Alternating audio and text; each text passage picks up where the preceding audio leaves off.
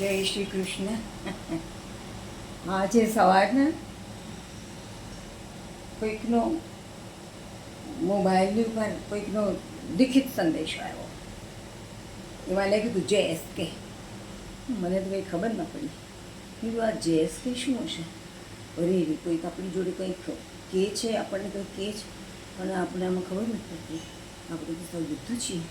જવા દો ને, બીજું ગાડીને જોયું તો એમણે જે એસ કે લખ્યું.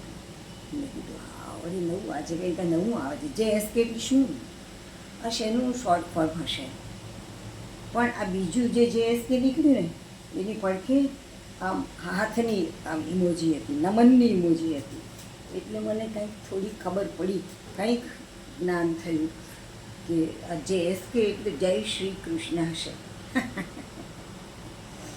પુષ્પદંત નામના એક કવિ થઈ ગયા અને એમણે શિવમય સ્તોત્ર લખ્યું છે. તો એમાં એમણે લખ્યું છે મધુસ્પીતા વાચ પરમમૃતો નિર્મિતાવતા તવ બ્રહ્મન કિં વા ગપિસુર ગુરો વિસ્મય પદમ મમત્વેતામ વાણીમ ગુણકથન પુણ્યેન ભવતઃ ગુનામિત્યર્થેસ્મિન પુરમથન બુદ્ધિ વ્યવસ્થિતા. હે પુરમથન, તમે તો મધથી પણ મધુર અને અમૃત એવી વેદવાણીના રચયિતા છો. એટલે તમારી પાસે તો જો બ્રહ્મન પણ ગાવા માંડે ને તો એમની વાણી પણ તમને વિસ્મયકારક ન લાગે, તો મારી વાણી તો ક્યાંથી લાગે? અને એમાંય પાછી હું એનું જે એસ કે કરીને બધી બનાવી દઉં તો એ તો તમને ક્યાંથી ગમે? આવું ના કરાય. ભગવાનના નામને કંઈ ટૂંકાવી નખાય. કેટલાક માણસો તો લખે છે, નોટની નોટ ભરી ભરીને લખે. શ્રી કૃષ્ણ શરણમમાં પણ શ્રી કૃષ્ણ શરણમમાં, કે પછી જે કોઈ મંત્ર એને પસંદ પડ્યો હોય એ લખે. શ્રી રામ જય રામ જય જય રામ, કે ઓમ નમઃ શિવાય, ઓમ નમઃ શિવાય, ઓમ નમઃ શિવાય. ભગવાનની વાણી, ભગવાનનું નામ બોલીએ તો વાણી તો પવિત્ર થાય.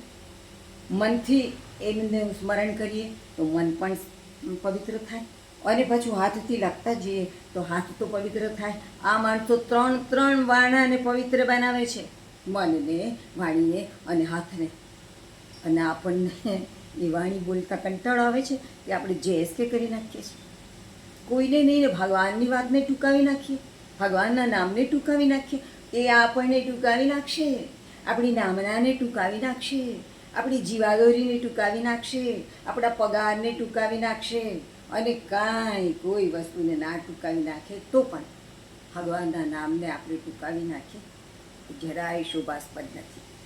મને લાગે કે જય શ્રી રામને બદલે તો પછી તમે જે એસ આર જ બોલો ને, જય મહાદેવને બદલે પણ તમે જે એમ જ બોલો ને. તો કાલ સવારે હરે રામ રામ રામ હરે હરે ને બદલે એ ચાર આર આર એ ચાર આર આર એમ કરવા ન મંડીએ આપણે એની કંઈ ખાતી. આવું ના કરાય. ભગવાનના નામનું ટૂંકું રૂપ ના કરાય. જેમ બોલે એમ પ્રેમથી, જેમ બને એમ પ્રેમથી જય શ્રી કૃષ્ણ બોલાય. જય શ્રી કૃષ્ણ એટલે કૃષ્ણની ઈચ્છાનો જ જય થાવ, અમારી ઈચ્છાનો નહીં. આ ભાઈ ક્યાં થાય છે? પણ અમારી ઈચ્છાનો જય ન થાવ એમ કહેવા પાછળ, અને તમારી ઈચ્છાનો જય થાવ હે ભગવાન એમ કહેવા પાછળ એમ છે કે જે કંઈ અમારી પર ગુજરશે ને અમે એની ફરિયાદ નહીં કરીએ. અમે હોંશે હોંશે તમારી ઈચ્છાને માથે ચડાવશું. આટલો સરસ મજાનો અર્થ છે અને એનું આપણે જય એસ કે કરી નાખીએ. આ તો આપણે કેવું કર્યું કહેવાય, ભગવાનનું ઇન્સલ્ટ કર્યું કહેવાય. આવું ના કરશો, આવું ના કરશો. જય શ્રી કૃષ્ણ એમ પ્રેમથી બોલજો અને એમ પ્રેમથી લાગજો. જય શ્રી કૃષ્ણ.